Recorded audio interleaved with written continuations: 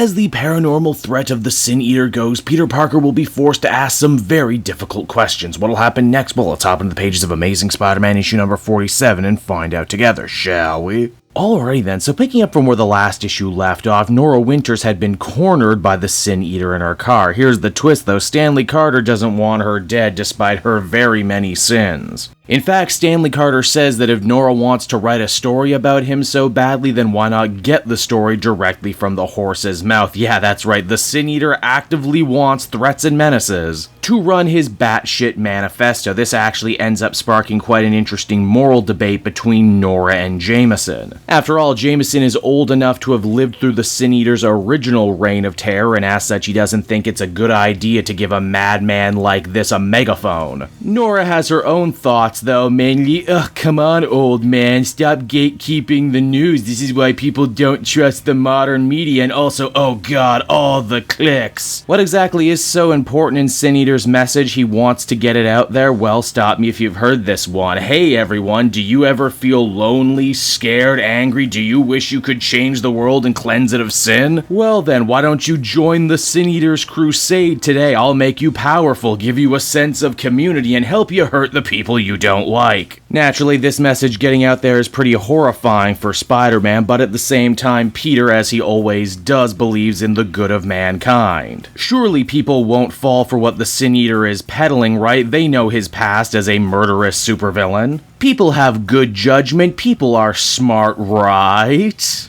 A person is smart.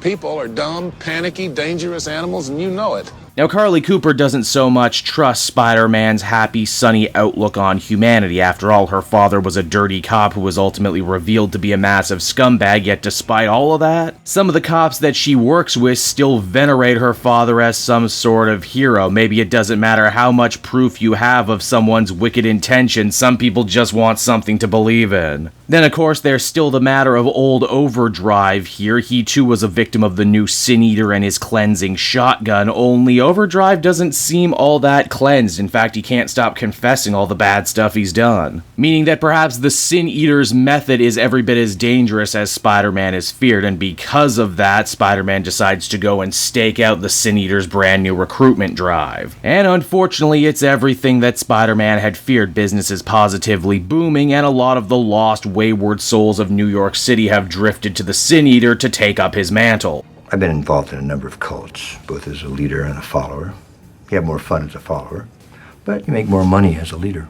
But it's not just the usual suspects either. It seems that some actual real sinners are now coming to Sin Eater as well, hoping to be cleansed. A mysterious person in a hoodie begs to be shot, which in turn forces Spider-Man to ultimately reveal himself. Now, in the past, the Sin Eater was easy enough to take down. He was just a crazy guy with a shotgun, but now for every supervillain he cleanses, he steals their power. And right now, Stanley Carter is packing the entire power set of the Lethal Legion, meaning that he truly is a force to be reckoned with. It's in between getting his red and blue bell rung that Peter tries to win over the crowd with an impassioned speech, how it doesn't matter what this guy is promising you, it'll only end in tears. I mean, just look at him, he is a supervillain. How much harder do I have to spell it out to you people? Do you really want to belong to something that badly? Stanley also fires back saying, don't you see, Spider-Man, you swing so high above them like you're better than them. Damn you, coastal elite Spider-Man. Just to really rub some salt in the wounds, though, even after Spider-Man is beating, Stanley once again refuses to actually finish the job and kill Spider-Man, saying that his master, Kindred, still has so very much more suffering ready to go for him. In fact, Stanley's next target is really gonna get under Spider-Man's skin, for you see, the cult of the Sin Eater is going to cleanse Norman Osborn. And it's on that note there the comic comes to a close, everybody, and so that was Amazing Spider-Man issue number 47. And I gotta say, this ultimately ended up being probably my favorite non-special one-shot issue. Nick Spencer calls back to a lot of that socio-political commentary he was doing during his tenure on the Captain America books, and manages to weave it quite nicely and quite organically here into the bigger Sin Eater story. I love the back and forth old school versus new school journalism battle that is Nora and Jameson, and I think the real terror of Sin Eater takes center stage this issue as well. He doesn't want to hurt Spider-Man, he doesn't want to kill him, he just wants to rock his very belief system to the core and destroy everything everything he loves. After all, one of the most endearing aspects about Peter Parker and Spider-Man is that he always believes in the good of humanity. Well, what if Sin Eater could prove to him that that's not true and people by and large suck? Overall, I'd feel comfortable giving this one an 8.5 out of 10. It was another real good time.